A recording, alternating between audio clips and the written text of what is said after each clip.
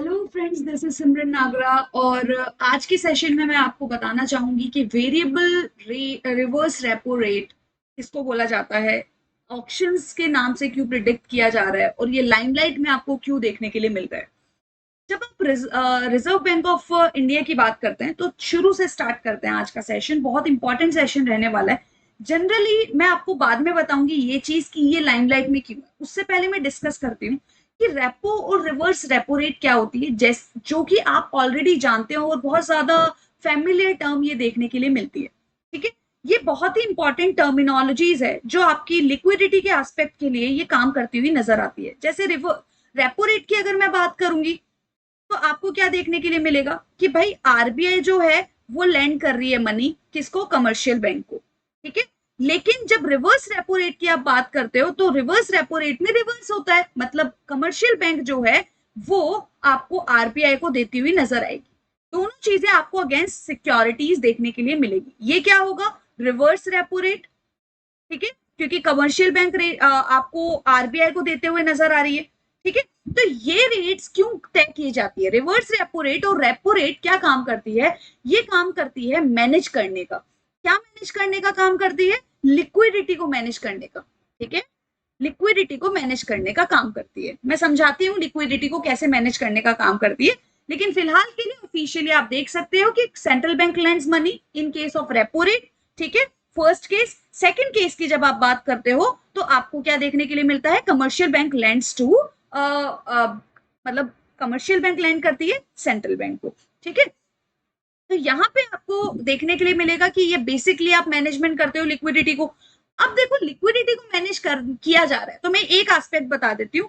देखो कि आप चाह रहे हो कि आपको पता है बैंक जो है, कमर्शियल बैंक जो है वो लोगों को क्या करती है, लैंड करती है। ठीक है, तो रिवर्स रेपो रेट क्या बोला जाता है कि भाई एक काम करते हैं कि बैंक बोलेगी कि भाई आप हमें भी लैंड कर सकते हो। ठीक है, आप हमें भी लैंड कर सकते हो। और ये रिवर्स रेपो रेट क्या करने की कोशिश करती है कि भाई आपके पास जो एक्सेस लिक्विडिटी है वो आप हमें दे दो। अगर ये प्रपोर्शन बैंक के पास बढ़ जाता है तो ऑब्वियसली वो लोगों के पास कम हो जाएगा। आज मेरे पास 100 रुपए, तो आपने बोला कि मुझे दे दो, कोई तीसरा बंदा बोल रहा है मुझे दे दो, मैं आपको दूंगी तो तीसरे बंदे के लिए कमी आ जाएगी, तीसरे बंदे को ज्यादा दूंगी तो आपके लिए कमी आ जाएगी। तो इस तरीके से ये एक्सेस लिक्विडिटी को कम किया जाता है। ठीक है, ये तो बेसिक टर्मिनोलॉजी आपको देखने के लिए मिलेगी। अब देखो ये लाइमलाइट में है क्यों, फिर मैं वेरिएबल पे आपको आती हुई नजर आऊंगी। आरबीआई जो है वो कंटिन्यू करती है कंडक्ट को, कैसे कंडक्ट को कि भाई रिवर्स रेपो ऑक्शंस को किस तरीके से काम में लेना है ताकि जो लिक्विडिटी फैल रही है, मतलब आपको लिक्विडिटी देखने के लिए मिल रही है इकोनॉमी में, उसको विड्रॉ किया जा सके। अब लिक्विडिटी को विड्रॉ क्यों करते हैं, मेरे पास 100 रुपए ये लिक्विड है। मेरे पास जो 100 रुपए है, बैंक क्या चाहता है मेरे पास 60 रुपए हो जाए ताकि मैं मतलब मार्केट में कम डिमांड करूं। ठीक है, तो ये बैंक चाहता है कि 100 की जगह मेरे पास 60 रुपए आ जाए, तो इस लिक्विडिटी को बैंक कम करना चाहता है। अब बैंक कम कैसे करेगा, जब बैंक लोगों को लोन ना देकर, जब बैंक लोगों को लोन ना देकर सेंट्रल बैंक को लोन दे दे कि भाई आपके पास जो सरप्लस है ना, एक काम करो आप हमें दो जो सरप्लस है। ठीक है, सरप्लस की बात की जा रही है ताकि लिक्विडिटी का जो एक्सटेंट है किसके पास, कमर्शियल बैंक के पास, वो बैंक के पास मतलब सेंट्रल बैंक के पास आ जाए। समझ में आ रही है बात। तो यहाँ पे आप जब वेरिएबल वेरिएबल रेट की बात करते हो, ये क्या होता है इसको समझने की कोशिश करते हैं। इसमें सेम यही है कि भाई कमर्शियल बैंक जो है वो लैंड करती है सेंट्रल बैंक को, लेकिन इसमें दो चीजें देखने के लिए मिलती है। दो चीजें देखोगे कि भाई हम आपको क्या देंगे, रिवर्स रेपो रेट से ज्यादा देंगे इंटरेस्ट। ठीक है, हम आपको जो रिटर्न देंगे वो रिवर्स रेपो रेट से ज्यादा देंगे। वेरिएबल का मतलब समझ में आ रहा है, वेरिएबल रिवर्स रेपो रेट का मतलब है कि रिवर्स रेपो रेट से ज्यादा देंगे, ऐसा सेंट्रल बैंक बोलती है, और रेपो रेट से लेकिन वो कम होगा। ठीक है, रेपो रेट से क्यों ज्यादा देंगे आप समझिए। सेंट्रल बैंक अगर ज्यादा देगी तो ये कमर्शियल बैंक के लिए क्या हो जाएगा, अट्रैक्टिव पॉलिसी हो जाएगी कि भाई अगर मुझे ज्यादा मिल रहा है तो मैं मेरे सरप्लस डिपॉजिट को यहीं रखू ना। तो वो एक्सेस डिपॉजिट जो पब्लिक को देना था वो क्या हो गया, स्क्वीज कर लिया, किसने कर लिया, आरबीआई ने। तो इसलिए इसको क्या बोला जाता है कि भाई वेरिएबल रिवर्स रेपो रेट बोल दिया जाता है, क्योंकि जो एब्जॉर्ब करना होता है एक्सेस मनी को फ्रॉम द बैंक्स, जहां पे टू मच लिक्विडिटी देखने के लिए मिलती है, ठीक है। और टारगेट जो सेट किया गया है वो ओवरनाइट कॉल मनी के बेसिस पे 6.5 अभी के लिए जो मैं बात कर रही हूँ, ठीक है। इतना क्लियर हो गया?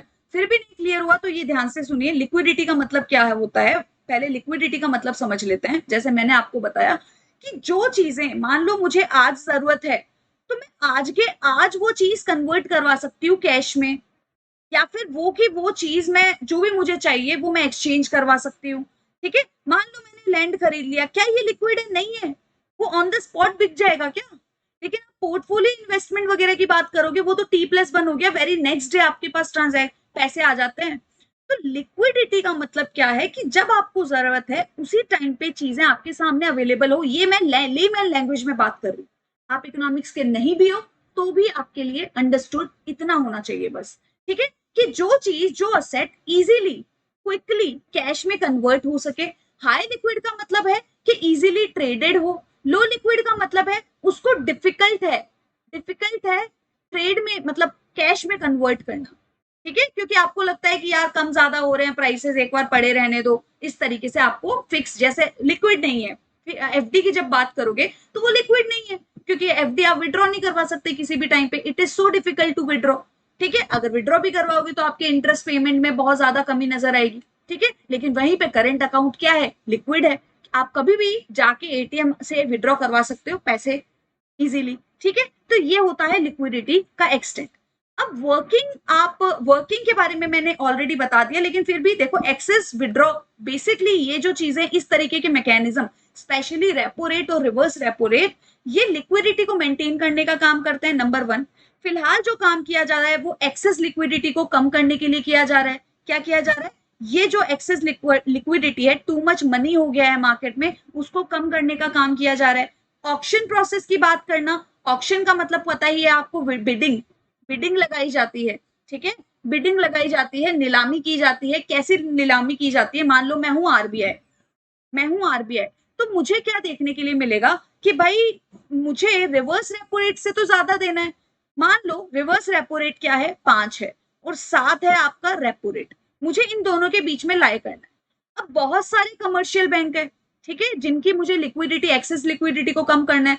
तो बैंक क्या सोचेगा, मेरे लिए सबसे कॉस्टली कौन पड़ रहा है, ठीक है। जो मैंने बिडिंग प्रोसेस ऑन कर दिया, कौन कौन पार्टिसिपेंट है वो देख लिया, ठीक है। लेकिन मैं क्या देखूंगी, मेरे लिए सबसे सस्ता कौन पड़ रहा है, सबसे चीपर कौन पड़ रहा है, किसने मुझे सबसे कम इंटरेस्ट दिया है। 5 से ज्यादा तो मैं दूंगा, वो समझ में आ गया, लेकिन सब लोग अपनी अपनी बोलियां देंगे कि भाई मुझे 5.5 चाहिए, सामने वाला बोलेगा 5.75 चाहिए, कोई बोलेगा 6% चाहिए, ठीक है। तो मुझे लगेगा मेरे लिए सबसे कम वाला 5.5 है, तो मैं इसको क्या कर दूंगा, बिड को एक्सेप्ट कर दूंगा, ठीक है। बैंक ये offer reverse rate of 6.5, it is lowest bid, तो आरबीआई एक्सेप्ट करता है क्योंकि ये सबसे सस्ता उसको देखने के लिए मिला, ठीक है।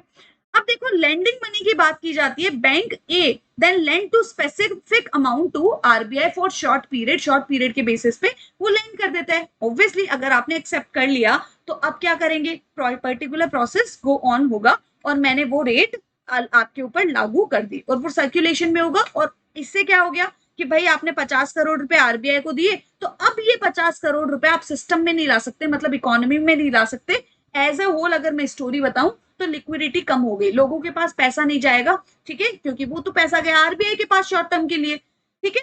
अब देखो मैंने ये ऑलरेडी आपको बता दिया कि बेसिकली ये चीजें क्यों की जाती है, वेरिएबल रिवर्स रेपो रेट की बात क्यों की जाती है, क्योंकि यहाँ पे इंक्रीजिंग लिक्विडिटी इंडियन मार्केट में अगर देखने के लिए मिल रहा है, तो इस लिक्विडिटी को कम करना है, और इस सरप्लस लिक्विडिटी को कम करने के लिए थोड़ा सा अट्रैक्टिव पॉलिसी बनाई आरबीआई ने कि भाई हम एक्स्ट्रा पैसे देंगे तो आप हमें पैसा दे दो, और वो एक्स्ट्रा पैसे अगर किसके पास चले गए, आरबीआई के पास चले जाते हैं, तो लिक्विडिटी कहीं ना कहीं एक्सेस लिक्विडिटी को कम करने का काम करते हैं, और कम कर दिया तो प्राइस लेवल जो है वो कम हो जाएगा, ठीक है, प्राइस लेवल जो है वो कम हो जाएगा। तो यहाँ पे क्या हुआ, डिपॉजिट ऑफ 2000 डिनोमिनेशन बैंक्स वगैरह रिटर्न वगैरह कर दिए गए ऑलरेडी, ये आपको पता ही है। तो ये सारी चीजें इसलिए आपके काम की रहती है। तो थैंक यू सो मच आज के सेशन के लिए। मैं फिर से आपको थोड़ा सा समराइज बता देती हूँ। आपको इसकी डेफिनेशन पता होनी चाहिए, रिवर्स रेपो रेट की रेट्स याद होनी चाहिए, रेट्स वगैरह बहुत ज्यादा इंपॉर्टेंट होती है, इसका वर्किंग किस तरीके से प्रोसेस में लाते हैं आरबीआई, बस इतना सा बहुत है, ठीक है। बस आपके लिए understanding is more important. Thank you so much, have a great day to all of you. Do not forget to join UGC, PGT and TGT channel. Both the channels I am teaching economics on those channels on Testbook. Thank you so much. Have a great day to all of you.